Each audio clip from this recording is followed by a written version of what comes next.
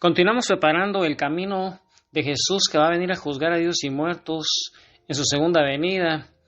En la predicación pasada vimos parte de los mensajes de María Santísima al Padre Gobi, donde ella nos advertía, nos enseñaba, nos animaba y nos decía qué era lo que teníamos que hacer.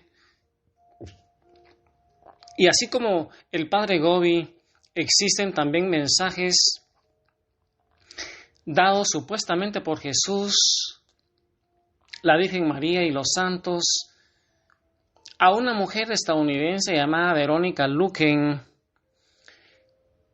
Y esos mensajes que fue recibiendo desde 1968, fecha en que empezaron las visiones, hasta el año 1995, año en que ella murió, ella transmite una serie de avisos para defender la fe y la Iglesia que está pasando por una crisis terrible, tal como nunca la había tenido, y esa crisis que empezó según estos mensajes, como también según algunos estudiosos y analistas de la Iglesia, que con el Concilio Vaticano II, se dice que en este Concilio Vaticano II, aunque fue convocado por el Papa Juan XXIII, quienes tomaron las riendas de este evento fueron teólogos, obispos y cardenales de los llamados liberales o progresistas, la mayoría de ellos agentes comunistas infiltrados en la Iglesia para destruir sistemáticamente desde adentro a la Iglesia católica, quien era la única que hacía frente tenazmente a las ideologías diabólicas del comunismo. Y muchas son las fuentes que confirman estos hechos, entre ellos los mismos mensajes de la Virgen de Fátima dados allá en 1917, mensajes que nadie tomó en cuenta. María Santísima decía: Rusia esparcirá sus errores, el Santo Padre tendrá que sufrir mucho, etc. Todos esos mensajes no fueron escuchados, pero también, hermano, además de todo esto que hemos estado observando, existen otros testimonios, como el de uno de los mismos agentes comunistas publicado en un libro llamado AA 1025, Memorias de un antiapóstol, le llaman, el cual es el diario de uno de los tantos comunistas que se infiltraron dentro de la Iglesia. Todos ellos tienen un propósito, que es destruir la fe y destruir los dogmas católicos poco a poco, sin que la gente se vaya dando cuenta. Así empezaron, por ejemplo, a anular muchos de los ritos donde se expresaba el gran respeto que se tenía al Santísimo. Las personas mayores que tuvieron uso de razón antes del año 1963 se acordarán cómo había que arrodillarse al pasar frente al sagrario. Ahora, a las justas, hacen una venia mal hecha. Se recibía en ese entonces la Sagrada Comunión arrodillados, ahora se lo hace parados. No se podía tocar con la mano al Santísimo, porque es sumamente sagrado. Ahora quien quiera lo puede recibir en su mano. Los fieles tenían conciencia que solo se podía comulgar estando confesados, debidamente preparados. Ahora un 80% de nosotros los católicos comulgamos en pecado grave, sin estar preparados ni habernos confesado. La comunión de rodillas tenía una razón muy poderosa, pues la Sagrada Eucaristía es el cuerpo real y presente de Jesús, el Rey y el Salvador, y como tal tenemos que arrodillarnos ante Él. Arrodillarse no solo significa recibirlo con humildad, sino que también es una manera de expresar cuánto lo amamos, cuánto lo respetamos. Al respecto, San Miguel, en los mensajes a la visionaria de Nueva York, a esa visionaria norteamericana, le decía el arcángel San Miguel, según esta visionaria: como en el pasado, ¿acaso no pueden reconocer el misterio del cielo en la tierra? ¿Acaso el bastón de Moisés no se convirtió en una serpiente por el poder de Dios? ¿Acaso el río de Egipto no se convirtió en sangre por el poder de Dios? y por el poder de Dios, ¿no podría acaso convertir el pan y vino en su cuerpo y en su sangre, en su presencia real? Mira, hermano,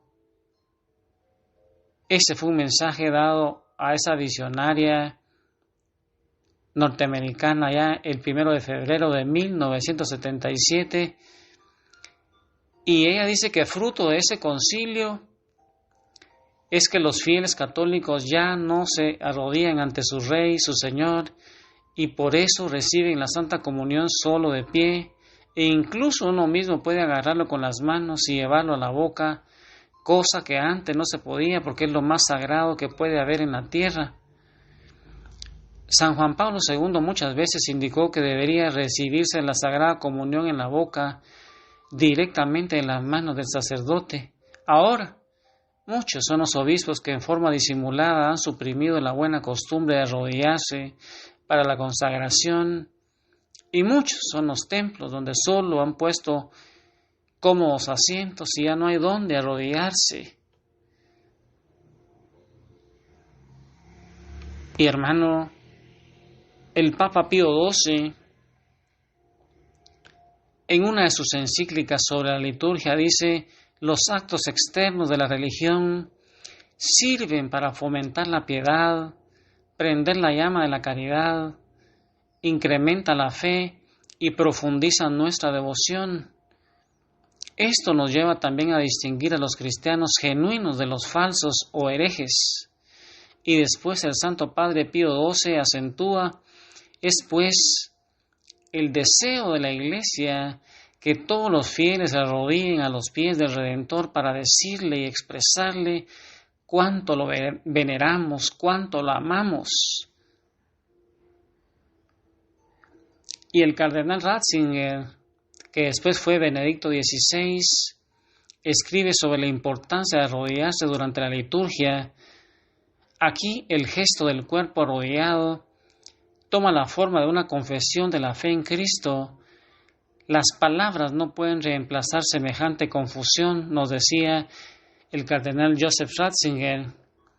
Y el obispo John Keating de Arlington, Virginia, en su carta pastoral a la reverencia eucarística dice: no hay postura corporal más clara que exprese la disposición de un alma en su reverencia a Dios como el acto de arrodillarse.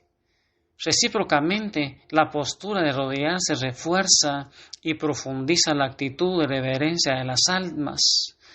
Y mira, hermano, lo que está pasando en nuestra iglesia. Y por último, para terminar con este énfasis de arrodillarse delante de la Sagrada Eucaristía, Fray Robert Escuria, en 4 de abril del 82, en la Catedral de San Pedro, en Pensilvania, exhortó a todos los fieles a arrodillarse para comulgar. Decimos: al nombre de Jesús todos se deben inclinar, y entonces, ¿por qué permanecemos parados y erguidos para la Sagrada Comunión si estamos frente a la mismísima persona de Jesús? Les decía, la Escritura dice: porque toda rodilla se doblará ante mí. Y hermano, con todo eso que está sucediendo en nuestra iglesia a partir del Concilio Vaticano II, donde fue infiltrada especialísimamente nuestra iglesia con esos cardenales, con esos obispos, donde fueron quitándole mucha cosa sacra a la iglesia, donde el marxismo, el homosexualismo y la masonería se infiltraron en nuestra iglesia con falsos maestros, con falsa teología. Nuestra iglesia ha venido para abajo y se va dividiendo, y hoy es un momento para que en el corazón de María Santísima hoy doblemos nuestras rodillas, las rodillas de nuestro corazón, y démosle la gloria a Jesús. Bendigámoslo, adorémoslo, porque Él es digno de toda adoración y gloria. Hoy, hermano, es el momento de levantar nuestras manos a Jesús, al Padre, al Hijo, al Espíritu Santo, con un corazón contrito, con un corazón humillado, pidiéndole perdón por nuestras faltas, por todo lo que hemos hecho, y adorándolo, rindiendo nuestro corazón, nuestra voluntad Adoremos al Padre, al Hijo, al Espíritu Santo, alabémosle, digámosle cosas lindas. Ahí con los 24 ancianos, postrémonos, quitémonos las coronas de soberbia y adoremos a Jesús como el Cordero de Dios que quita los pecados del mundo. Digámosle que Él es santo, santo, santo. Digámosle que Él es digno de toda alabanza, gloria, oración y poder. Y ahí con María Santísima proclamemos sus maravillas y levantemos nuestra voz al cielo y digámosle: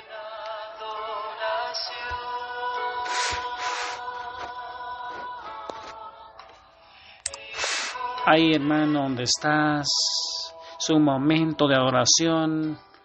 Estamos viviendo en tiempos de apostasía, en tiempos de mucho pecado. Ahí en nuestra iglesia, hermano, nuestra iglesia está en ruinas. Cuánta necesidad tenemos y tiene la iglesia, el Papa y los sacerdotes de que los apoyemos en la oración, hermano. Es el momento que nosotros los laicos despertemos y nos introduzcamos al corazón de María Santísima, ese cenáculo donde vamos a adorar a Jesús con todo nuestro corazón, con todas nuestras fuerzas.